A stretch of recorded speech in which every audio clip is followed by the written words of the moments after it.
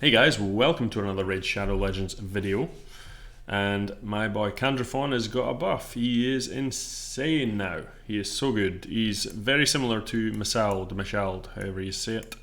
This boy here, when he got a buff, he was like lowest of the low, and suddenly he's like top 10. So for me, Candraphon's the same, if not even a little bit better. I think Mashald's a better use all round, but I think for pure arena champion, this guy is absolutely nuts, and I've not built him as good as I possibly could yet. I've put some good gear on him, but I could build him better. So, and I'm excited to see how people do build him. He's very similar to Rose, to be honest. He's super tanky, alongside being crazy damage. But anyway, let's just go ahead and see what they did to him. So, I've not actually done a guide on Candraphon before. I had him maxed out anyway, but I never did one. But I'll just go through from the start and I'll explain what's actually improved about him. So if you've got him sitting in your vault, make sure you get him out. He is really going to help you now. So his A1 hits one enemy and places an extra hit if the target is under any buff. So before it used to be an attack buff, now any buff. So you're generally going to be getting, you know, if you time it right or use it against a champion with a buff, you get a double hit, and he hits very hard on this A1, like super hard on it. So his multipliers are good. This is his big one here. It's a 3-turn cooldown, Butcher's Glee, and just attacks all enemies and grants an extra turn and resets the cooldown of on the hunt skill if it kills an enemy. The extra turn is the main bit you want to read here. The on the hunt you never really use that much, although it is much better now. On the hunt, we'll go on to in a second. Just grant an extra turn from attacking all enemies is all you need off this, because as soon as you kill, and you will kill one enemy, you can go ahead and blast a couple of hits on this thing as well and just kill off whoever's left effectively. Now on the hunt has changed quite a bit.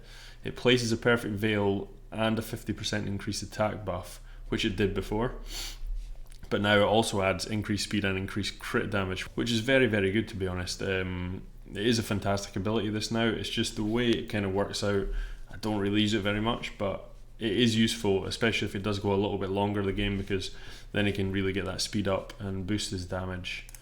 Now all of the new stuff is basically coming this passive here, and this is really what makes the champion. So all the stuff before it is all leading up to this passive effect. So the original passive effect was damage increases by 40% while attacking under a veil or perfect veil buff. Now that's a lot of damage. It's a serious amount of damage, and when you add it into the Butcher's Glee or the A1 as well, it does a crazy amount of damage. Now the biggest problem before, I guess, was just making sure he was always under veil. So Duchess was really the only way you played this guy.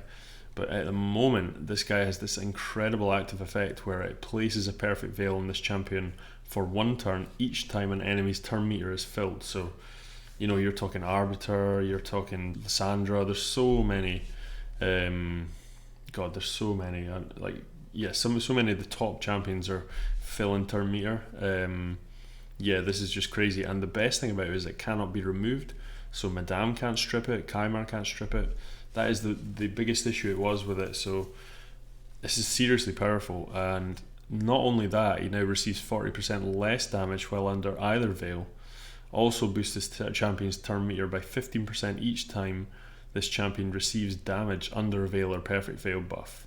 Does not work if this champion is the only ally alive in the team. But yeah, I mean, that's a lot of stuff. You know, he's going to be gaining turn meter if he's taking damage. He's also taking a hell of a lot less damage. You think if you play this guy with Duchess, he's getting 40% less, and he's also getting the damage reduction from Duchess as well. So it's a lot of damage he's not taking, considering he's such a high attack champion, because his base attack's really big. I think his base attack's like, what, 1.509, which is pretty high. So only 903 defense, but again, it's like Rotos, you know, his damage was mitigated to half at a time. That's on a 1 hit, that is. So he was really survivable, whereas this guy's just actually tanky.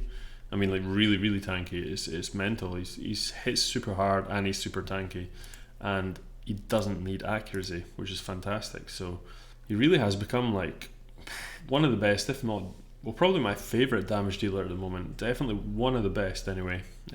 Just in terms, like Trunda obviously is going to hit the hardest by far, and she's got that double hit, but she definitely isn't as tanky as this guy. So this guy's got one thing up on her.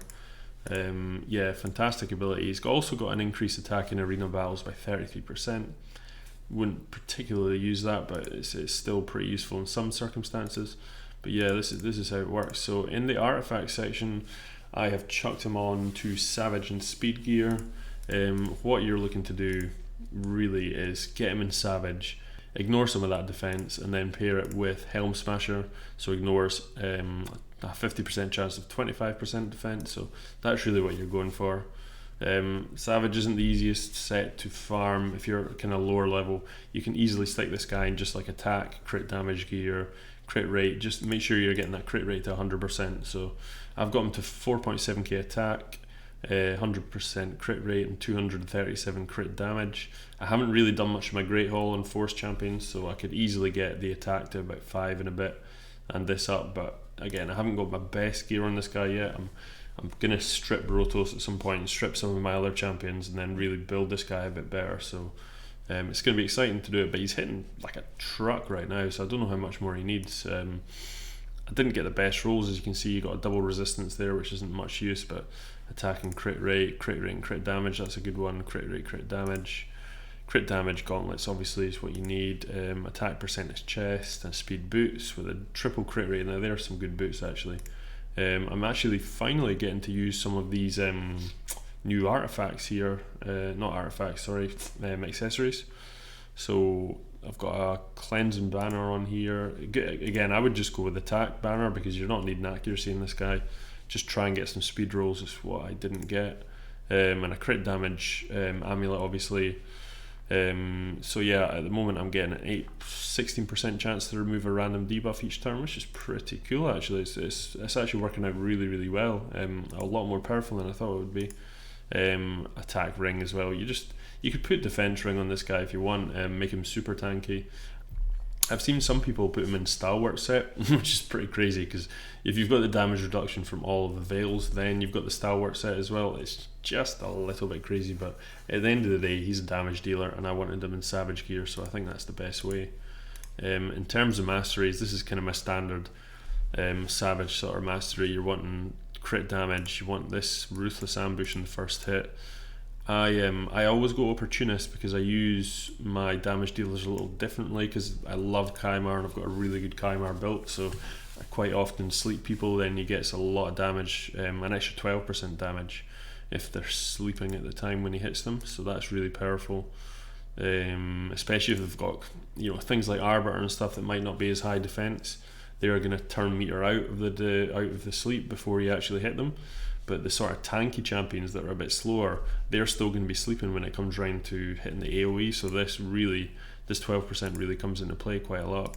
And obviously Helm Smasher. Then in the defense tree, a little bit of resistance. You definitely want improved parry, that's good. That also is more damage mitigation. And then the double counter attack thing is super handy for damage dealing champions in arena. So that's the masteries. As usual, we'll quickly hit his reigns. It's funny, he's definitely a 5 in arena offense. Campaign, I was blasting people in campaign now. He's super tanky now. I mean, you know what? I think he's actually, I've not used him enough in Clan Boss, but I think he's going to be really good there. Spider's Den, he's not fantastic to be honest. Arena defense, he's a 5 now. Minotaurs, he can do it definitely. Fire Knight, he's not great, but he's better than he was. Let's just Magic Keep. Dragon's Lair is actually going to be pretty good now. I think a 4 because he can just wipe out. I mean, he's probably one of the better wave clearers in the game now. So any of these sort of things you can definitely wave clear. He could probably even be a 5 in both of these, but I'm just going to put a 4. And all these things you can do. Let's just quickly zoom through this. And Faction Wars, he is 100% a 5. 100%. He's really useful in Faction Wars now, just with all that survivability plus damage. Now let's get into a few games and I'll show you what you can do. Right, so it's just arena resets come, so all the good teams are back down at the bottom, so we're going to get good teams even at the lower gold 4 at the moment. So here's a 251k power, standard kind of, this team would sort of do platinum type thing. And let's see what we can do to them. Obviously it's got Rotos. Right, so we're coming in, again, like I said before, the way I'm using them is with Kymar, so I'm looking to sleep some people like this here. Lower defense, and the good thing about Madame is she actually strips the defense without waking these two up. Boost a bit of turn meter to get him onto here, and now let's see how much damage he can do. Obviously he's not going to be able to kill Rotos because of the damage mitigation, but oh wow, look at that, that's just crazy. I mean, that's a tough team as well, and he gets that second turn, boom, dead, easy. Right, so here's another fairly tanky team. We've got a tanky Razin here. Let's quickly do our thing, see how much damage this can do. Strip away some stuff. Okay, this is quite good because 3 of them are still sleeping, so I'll get the 12% extra damage from the Mastery. So let's go, boom, dead. And I've got a weak hit against MUCHHHH, that's why that didn't work, but it kills him in 70k for the first hit of the A1, which is nuts. Right, another standard platinum team here. We've got Trunda, we've got Siphi, Madame, Arbiter, like 300k power, so our people, boom, put them to sleep. My Kymar's about 600 accuracy, that's why he's able to do this so easy. Boost it up, and then 1, 2, 3, boom, dead. Look at those hits, 135k, 110k. Yeah, he is like proper insane now, guys. If you've got him in your vault, get him out there, get him leveled up, because he is probably, yeah, I would say one of the best wave clears in the game for dungeons now. He's definitely one of the best damage dealers for arena, just because of how tanky he is as well. Yeah, fantastic, really happy with the buff.